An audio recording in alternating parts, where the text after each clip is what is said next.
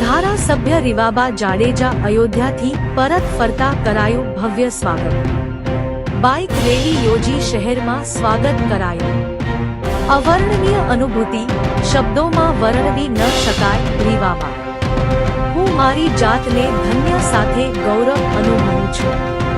પ્રભુ શ્રી રામના દર્શન કર્યા, જન જનમાં પ્રભુ કૃપા બની રહે એવી પ્રાર્થના કરી। ભવ્ય દિવ્ય મંદિર જોઈ અલૌકિક અનુભૂતિ।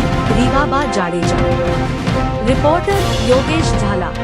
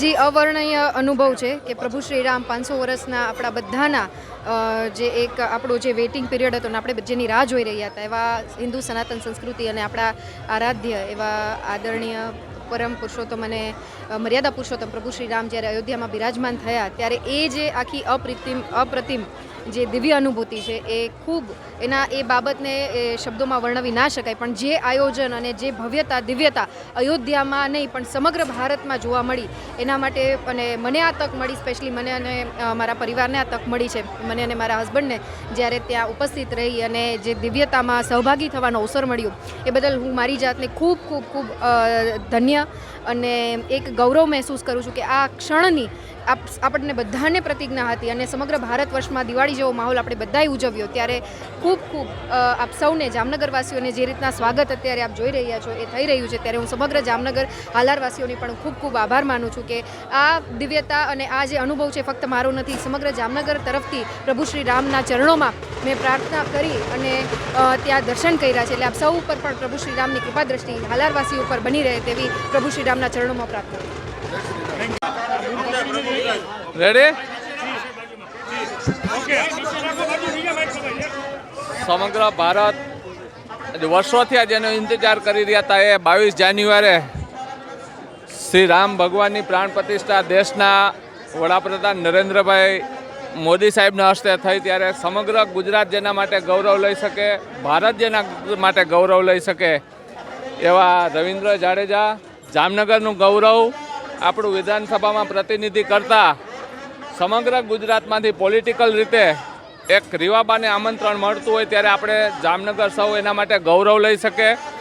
જ્યારે અયોધ્યા જવા નીકળ્યા ત્યારે પણ અલગ અલગ સંસ્થા સમાજો દ્વારા એનું ભવ્ય સ્વાગત કરવામાં આવ્યું હતું અને આજે જ્યારે એને જામનગરમાં અયોધ્યાથી પ્રવેશ થયો ત્યારે તમે જોઈ શકો છો કે હજારોની સંખ્યામાં ભગવા ધારી તરીકે સમગ્ર જામનગર શહેરની જનતા અલગ અલગ સંસ્થા દ્વારા રીવાબાનું આજ ભવ્ય સ્વાગત ગુલાબનગરથી થઈ રહ્યું છે અને હજારોની સંખ્યામાં રેલી રૂપે શ્રીરામ ભગવાનના મંદિર સુધી અહીંથી પ્રસ્થાન કરવાના છે ત્યારે સમગ્ર જામનગર એના માટે ગૌરવ લઈ શકે કે રીવાબા અયોધ્યા પ્રાણ પ્રતિષ્ઠામાં હાજરી પુરાવીને જામનગર પધાર્યા છે ત્યારે એનું હાર્દિક સ્વાગત કરીએ છીએ. જય શ્રી રામ.